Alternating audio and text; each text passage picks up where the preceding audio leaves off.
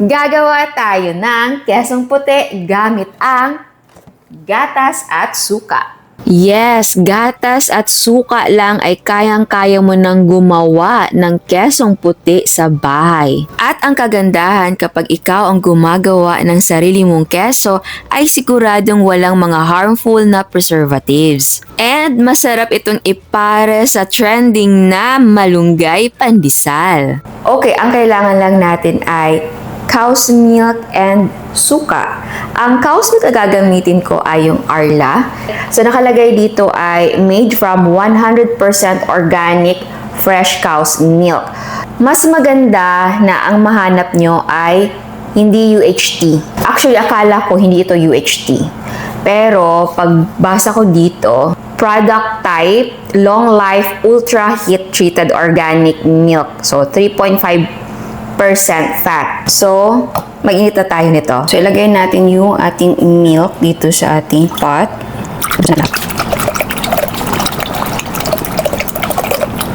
Tapos ay buksan natin yung apoy at painitin natin to.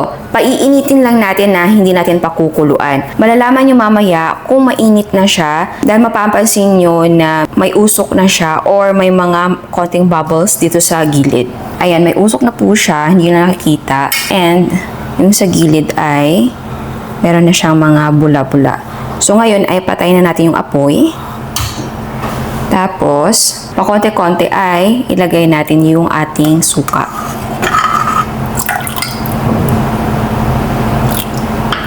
Ayan.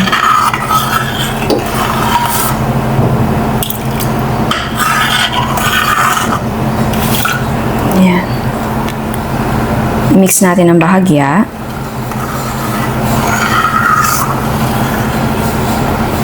Okay. At hintayin natin ito for mga 5 to 10 minutes. Mapapansin nyo na magkakaroon ng curd or alam mo yung nagbubuo-buo. Ayan o, nagsisimula na siya.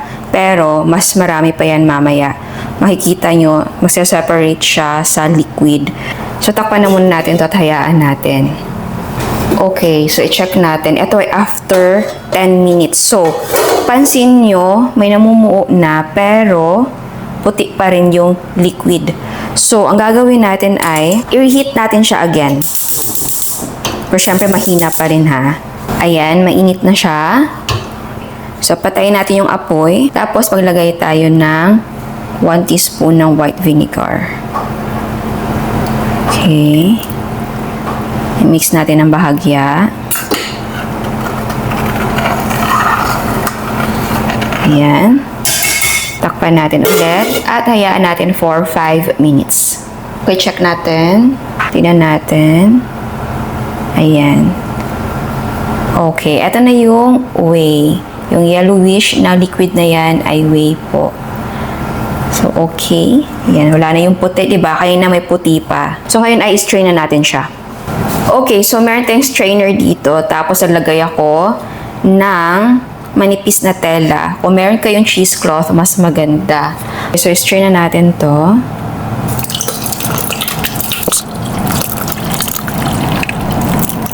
So, hayaan na natin ito. Siguro mga 30 minutes to 1 hour. Okay. So, eto ay mga nasa 20 minutes siguro. Again, pwedeng medyo tagalan para mas firmer. So, eto yung kanyang whey. So, ngayon ay ilipat natin siya dito sa bowl na muna. Okay. Ayan. Ayan. Okay, so ngayon ay lalagyan na natin siya ng asin. So, bakit hindi natin siya ilagay kanina sa pagluluto? Dahil baka maapektuhan yung pag-produce ng curd.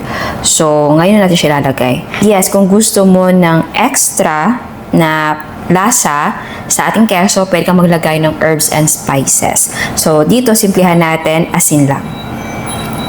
So, i-mix natin to na mabuti. Sa asin, pwede kayo na mag-adjust ha. Depende yan sa gusto nyong alat.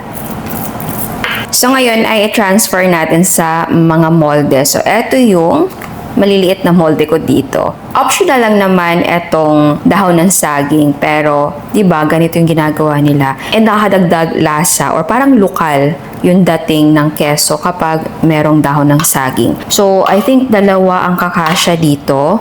Kung gusto nyo na isahan lang, pwedeng ganito, yung lianera. And yes po, kahit anong container pwede. So, ilagay na natin. Ayan.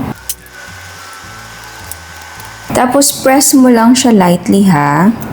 Okay, so ngayon ay ilalagay natin sa chiller. Since wala akong pangtakip, dahil wala siyang takip, tatakpan natin siya ng aluminum foil. Okay. So, ilagay lang natin to sa chiller para mag-set. Pwede overnight.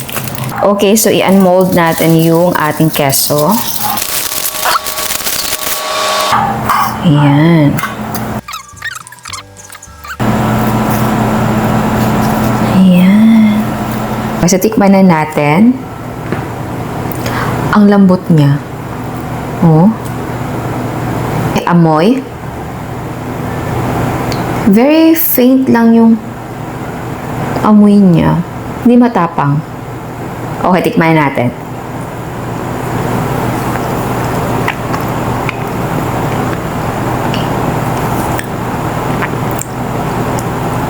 Texture muna.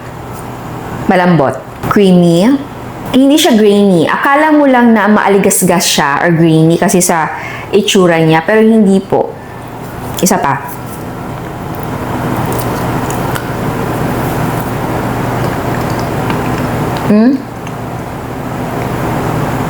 Hindi siya grainy. Okay. Sa lasa, isa pa.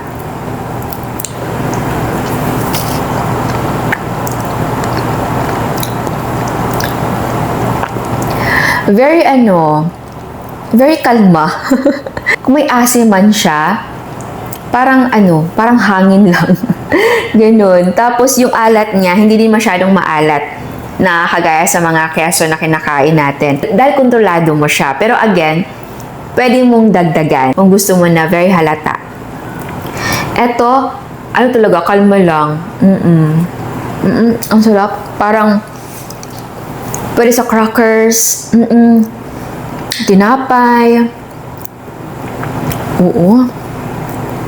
Super kalma lang talaga yung lasa niya. Parang mauubos ko to.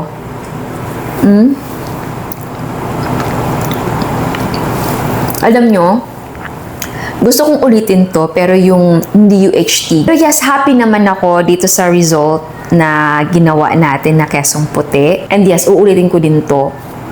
Feel na feel mo yung local vibes. Oo. Okay. Dahil gumawa ako ng kesong puti, naisipan kong gumawa din ng malunggay pandesal. O, di ba? Sikat siya ngayon. Pero matagal na ang malunggay pandesal. Pero mas trending siya ngayon. I think dahil sa kanta. Okay, tikman natin yung ating kesong puti sa pandesal. As palaman.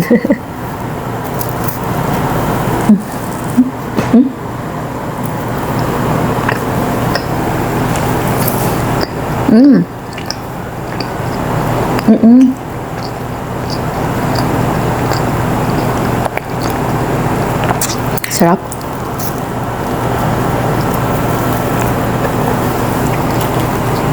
Kesong-keso talaga. Pero ikaw yung taong mas prefer yung homemade, iwas sa mga preservatives or iwas sa mga commercialized na mga pagkain, gumawa ka ng sarili mong keso. Kayang-kaya. Nakatuwa, no? Marami tayong pwedeng gawin sa bahay ng mga produkto na akala natin mahirap gawin, kaya bumibili na lang tayo. Tingnan mo, keso, cheese. Kayang-kaya mong gawin sa bahay. Wala mga special na mga equipments ang gamit natin. Hindi nga tayo gumamit ng thermometer eh. Oh. Next time, gawa tayo na may mga herbs and spices. So titignan niyo lang ako kumain ito. So ayan, sana nagustuhan niyo ang recipe natin ngayon. Ciao! At sa mga hindi pa nakasubscribe, please subscribe sa ating YouTube channel and please click the notification bell and please click all para ma-notify kayo sa lahat ng uploads. And please don't forget to like our Facebook page and follow us on Instagram. Thank you!